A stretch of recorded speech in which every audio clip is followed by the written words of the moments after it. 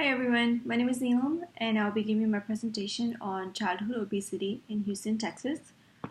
Uh, so, for introduction, recent years obesity has become a challenge for many children and youth around Houston area, Houston, Texas, and around United States.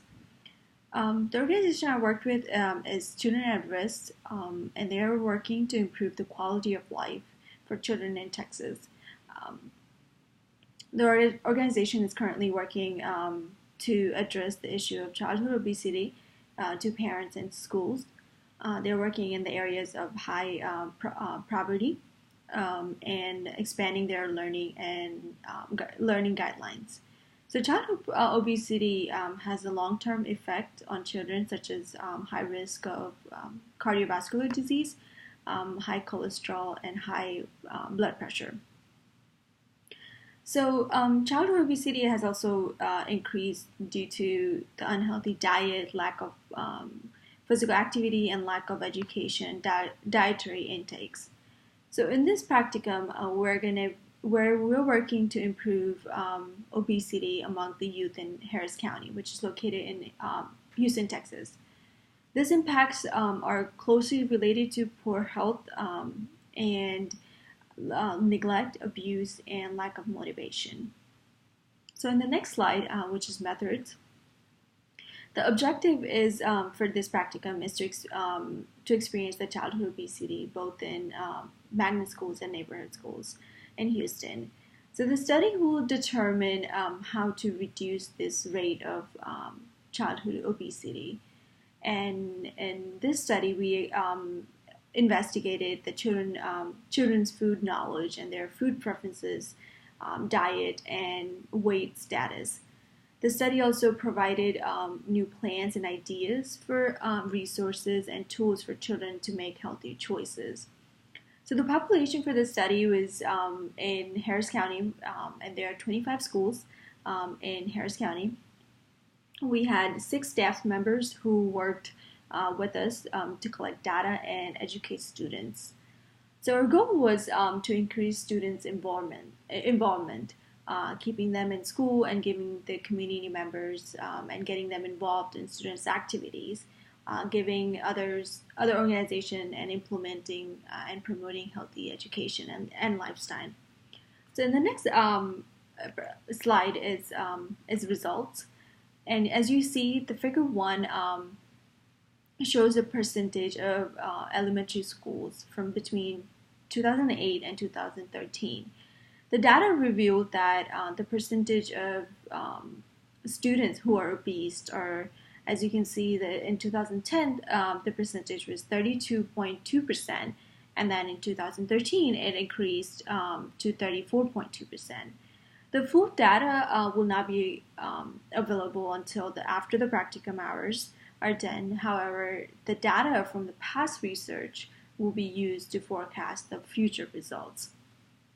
So in the next slide, we will see figure 2, in which we compare the obesity rates in Houston and Texas as a state and across United States.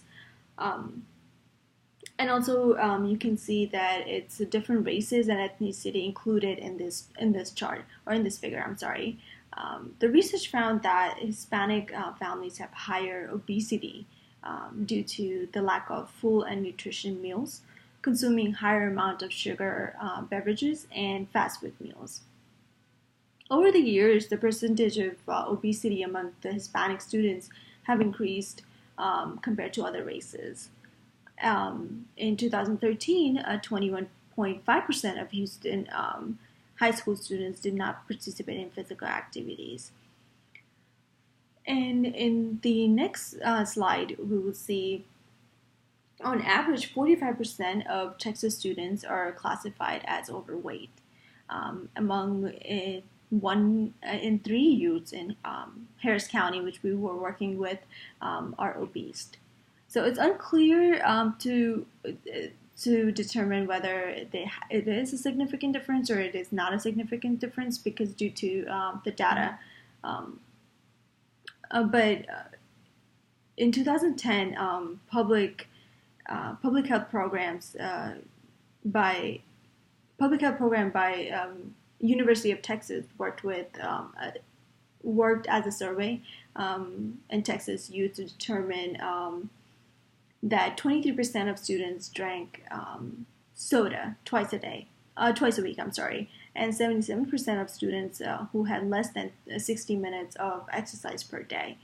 So one of the ways we let school know or have them improve this healthy lifestyle is by removing the junk food and sodas from vending machine.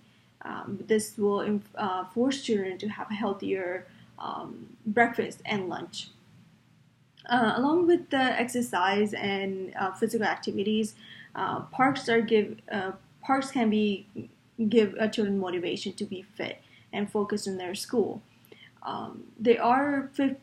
Around 56% of students or children in Houston do not live near a park. So as an organization in 2013, we worked with City of Houston and created 2 parks, adding 23,000 acres of park area. And this just gives students more activities and physical activities to walk around, play around, and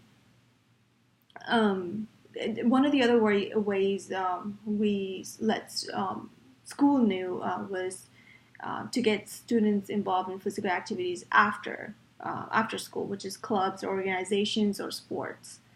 In the next slide, we're going to see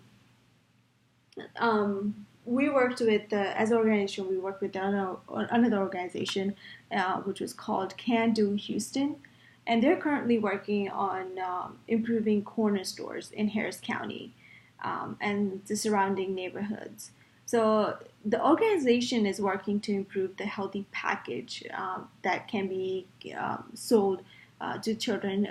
And this package includes like fruits, vegetables, nuts, and this is lower calories instead of children buying sodas.